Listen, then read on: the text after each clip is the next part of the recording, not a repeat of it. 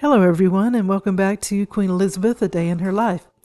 Today we're going to look into King Edward VIII and Queen Elizabeth and how they felt about each other. Edward was king for a brief time because he decided that since he couldn't be married to Wallis Simpson, Queen Elizabeth, he stepped down, and then Queen Elizabeth's father, the Duke of York, had to become king. He never wanted to become king, so it was very stressful for him, but he became a great king. And I'm sure that there must have been resentment in the family due to Edward's decision to abdicate. So let us take a look about how Edward felt about Elizabeth and her family and how they felt about him. So when the king met with Wallis Simpson, he became infatuated with her. When he made up his mind to marry her, this didn't sit well with the monarchy because, one, she was American, and two, she was a divorcee, not once but twice, and that was even more scandalous. So when Edward was told he could never marry her and still be king, he decided to abdicate. When Edward VIII's father, George V, died, and Edward became the king, he wasn't sure he was up for the job. According to the historypress.co.uk, said that he, even as heir to the throne, the Prince of Wales admitted doubts as early as 1919 about his fitness for the role that he was born to. He wrote to his mistress, Frida Dudley Ward, "I've just so often told you, sweetheart, that I'm not half big enough man to take on what I consider the biggest job in the world." His father, George V, shared this lack of confidence, telling one count that should Edward become king, as was inevitable, he would wreck the monarchy and the empire. And to Prime Minister Stanley Baldwin, George said, "After I'm dead, the boy will ruin himself in 12 months. And come to find out, he was right. So discretion was a must for a monarch to have, and David, at that time, later to become Edward VIII, didn't seem to have that ability. Discretion, he said, almost proudly, is a quality which, though useful, I have never particularly admired. He believed in authority, and he seemed to admire Hitler's, which was disturbing to the English government.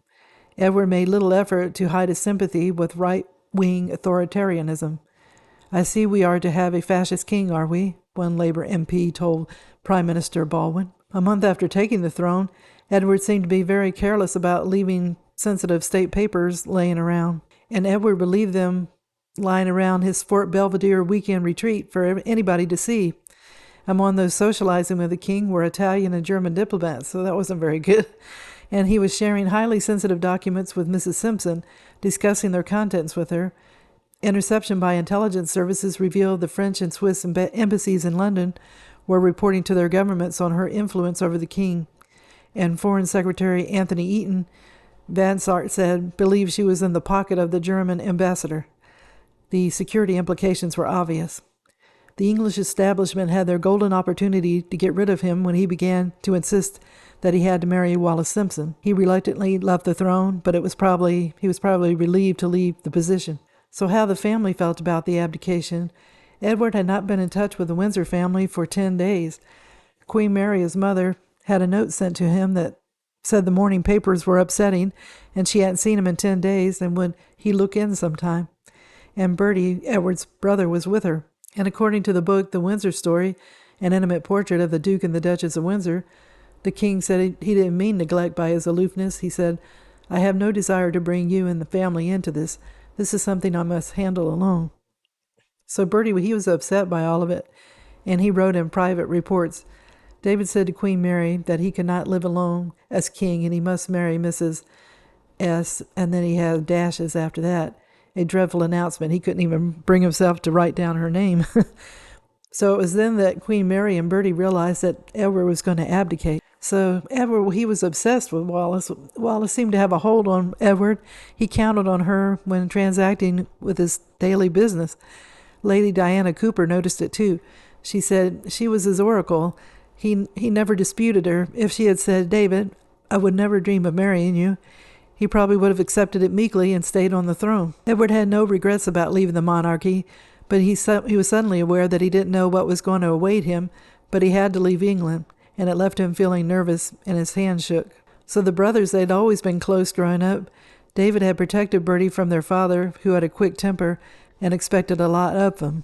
So Bertie at this time tried to look after David, and because he said, in his words, he loved him and admired him and trusted him. And when David became King Edward VIII, Bertie said that David would make a fine king. He could do no wrong. Till the day he died, George could not understand what made David do what he did. The king stayed away from Bertie for 4 days, and after pestering the staff, Bertie that was, doing that, the king finally told him he was ready to see him, and when he entered the room, Edward was pacing up and down. Edward told Bertie he was going to leave. Bertie said he would stay with him, and he wanted to help him in his time of need. Queen Mary was upset, of course, about Edward leaving, and she wrote in her diary, Mr. W. Monkton brought Bertie and me the paper drawn up for David's abdication of the throne of this empire because he wishes to marry Mrs. Simpson, and she wrote 5 exclamation marks after that. She said that the whole affair had been very painful, and it had been a terrible blow to us particularly, and to poor Bertie. Papers were drawn up for the abdication, and all 4 brothers were there, the king's lawyers and 2 courtiers, and they were in the drawing room, and the brothers talked in low voices and smoked. I, Edward VIII of Great Britain, Ireland, and the British dominions beyond the seas, King Emperor of India, do hereby declare my irrevocable determination to renounce the throne for myself and for my descendants, and my desire that the effect should be given to this instrument of abdication immediately. Bertie remembered the occasion as a dreadful moment, and one never to be forgotten by those present. Then Bertie got up and gave his chair and pen to his brother Bertie to sign papers. He then went outside to stroll in the garden one last time. David tried to console Bertie, saying, "You're not going to find this a difficult job at all. You know all the ropes, and you're almost overcome that slight hesitation in your speech that you used to make public speaking so hard for you." So how Queen Mary felt about the abdication? Well, Queen Mary had been supportive of her son, but Mary could not comprehend why Edward would neglect his royal duties in favor of his personal feelings. Simpson had been presented formally to both George V and Queen Mary at court. Mary later refused to meet her either in public or privately. She saw it as her duty to provide moral support for her second son, the reserved Prince Albert, Duke of York. Albert ascended the throne on Edward's abdication, and taking the name George VI. And when Mary attended the coronation of George VI, she became the first dowager queen to do so. Edward's abdication did not lessen her love for him, but she never wavered in her disapproval of his actions. So Mary took an interest in the upbringing of her granddaughters Elizabeth and Margaret, and she took them on various excursions in London to art galleries and museums. The princess's own parents thought it was unnecessary for them to be burdened with a demanding educational regime. So how did Duchess of York feel about the abdication? In the Channel 5 documentary The Queen Mother, The Reluctant Queen, royal biographer Philip Ziegler said, "I remember saying to her once, 'Why have you been so resolute in keeping the Windsors out of Britain?' And she said, 'You can't have 2 kings, can you?' And I knew what she was saying. His presence would have been a potential embarrassment and even quite dangerous." And after his abdication, Edward moved overseas with Wallis. After their marriage, they were known as the Duke and Duchess of Windsor, and they remained in exile in France until their deaths. So how Queen Elizabeth, the Queen Mother, felt. Elizabeth never forgave Edward for betraying the family, and she felt it led to the early death of her husband. Even 60 years after the greatest constitutional crisis to affect the modern monarchy, Queen Elizabeth called the affair a terrible tragedy. She made the remarks in a series of interviews with Sir Eric Anderson, the former head master of Eton, in 1995, the transcripts of which were made available to her biographer, William Shawcross. She said he, Edward, must have been bemused with love, I suppose. You couldn't reason with him. Nobody could. The whole government tried. Everybody tried. The only good thing is, I think he was quite happy with her. The book discloses that she refused a request from Queen Mary, her mother-in-law, to bury the hatchet with the Duke. Queen Mary asked the king to persuade the queen to see him to bury the hatchet at last. He seemed so anxious to see her again, but Queen Elizabeth could not face it. With the king still frail, she did not feel that she could. So how did Queen Elizabeth II feel? When King Edward abdicated the throne, his niece Elizabeth was only 10 years old. We know the Queen Mother resented him, but Queen Elizabeth always treated him with respect. She would probably have been a queen without Edward abdicating, because Edward wasn't able to have children due to having the mumps. According to the telegraph.co.uk, although the Windsors were exiled from Britain and considered persona non grata by the royal family after the abdication, on the few occasions when Elizabeth saw Edward, she was unfailingly gracious. While the other royals tried their best to push the Windsors' very existence from their minds, the late queen was always considerate. On the Duke's 70th birthday in 1964, she sent a telegram of congratulation. That December, the Duke underwent an operation in Houston, Texas, to remove an aorta aneurysm. The Queen, who had asked for the council for reports of the Duke's operation as soon as it was finished, reportedly sent flowers after learning that it had been a success. Months later, when he underwent an operation for a detached retina in a London clinic, Queen Elizabeth visited him in person. In June of 1967, Queen Elizabeth invited both the Duke of Windsor and the Duchess of Windsor to a ceremony honoring Queen Mary. It was a dedication of a plaque outside the Marlborough House in memory of Queen Mary. It had been the Queen's original intention to hold the unveiling ceremony on Friday, the 26th of May, and that was the anniversary of Queen Mary's birth. But the Duke and the Duchess were in America and unable to attend. Elizabeth knew that their presence was important, so she postponed the occasion until Wednesday, the 7th of June. So Wallis Simpson didn't curtsy when she saw the Queen Mother, telling a friend, "Why should I curtsy to her when she told others not to curtsy to me?"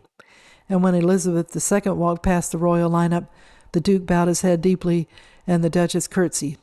Wallis respected the Queen, gratefully recognizing her as a generous-spirited, unlike her unyielding in-laws. 1 year later, on August 17, 1968, Edward was in failing health, and he wrote to his niece. He was concerned about the £10,000 a year allowance that his brother Bertie had guaranteed for his life at the time of the abdication, and he wanted it to continue after his death for Wallis. The Queen replied, "Dear Uncle David," the following February 26, 1969, from Buckingham Palace, apologizing that it has taken time to find out the details. The Queen stated that she would guarantee an allowance of £5,000 per annum for Wallis, before amusingly continuing in a letter in the way of royal archives. "I also appreciate what you say about the deterioration of your own financial position, but it is unfortunately true that some of, at least of these considerations have applied to me as well." In May 1972, Queen Elizabeth II made her famous visit to see her uncle, who was then 77 years old, and this was shortly before his death. And she was on a state visit to France. And throughout the month, daily bulletins concerning the Duke's health were sent to Buckingham Palace. Elizabeth arrived at 4:45 p.m. at the Windsor Mansion, accompanied by the Duke of Edinburgh and the Prince of Wales.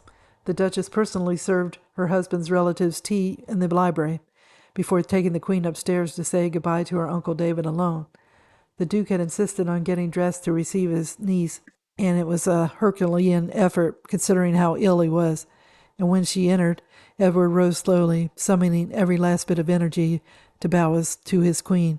According to the royal biographers, he then kissed her on each cheek. The Duke's former private secretary, Johanna Schultz, who was in the house at the time, said that the Duke would always rage about the royal family and how badly they had treated him, except for the Queen. That last visit was very healing. Nobody knows exactly what was said, but it was very important. He always said to me that he loved her, and given Elizabeth's tenderness toward her uncle, we can assume it was reciprocated. 10 days later, the Duke died. The Queen ordered 9 days of court mourning and honored the Duke's wishes over the funeral arrangement. To honor her uncle, the Queen wore a black armband on the left arm of her scarlet tunic. There was a roll of drums, followed by a minute's silence. A further roll of drums, then Edward's favorite lament, "The Flowers of the Forest," was played by the piper of the Scots Guards. Elizabeth did the opposite of her uncle, always putting duty first, but family and forgiveness came a close second. King Edward's decision to abdicate shocked his family. They had all been raised to have duty for the country first, but Edward was selfish and insisted on Wallis being his wife and a queen. When he was refused, he decided to leave his duties of the crown. Edward wasn't that happy in the job before he left, so the marriage refusal may have been a good excuse of both the government and Edward to step down. Bertie was in denial that his brother could ever do such a thing, but Bertie became a better king than his brother would have been. He and the Queen Mother kept the morale up in the United Kingdom during those dark years of World War II, and the Queen Mother never forgave David for leaving the throne. Queen Elizabeth, on the other hand, was very gracious with her uncle and always treated him and Wallis with respect. She was a gracious queen and a loving niece. So I hope everybody enjoyed the video, and if you did, if you could give it a thumbs up, it would be greatly appreciated. The likes help me know I'm on the right track, and it helps YouTube to place me where more viewers will be able to view my videos. So I wish everyone a good day, and tune in again soon for another episode of Queen Elizabeth, A Day in Her Life. Thank you. Bye.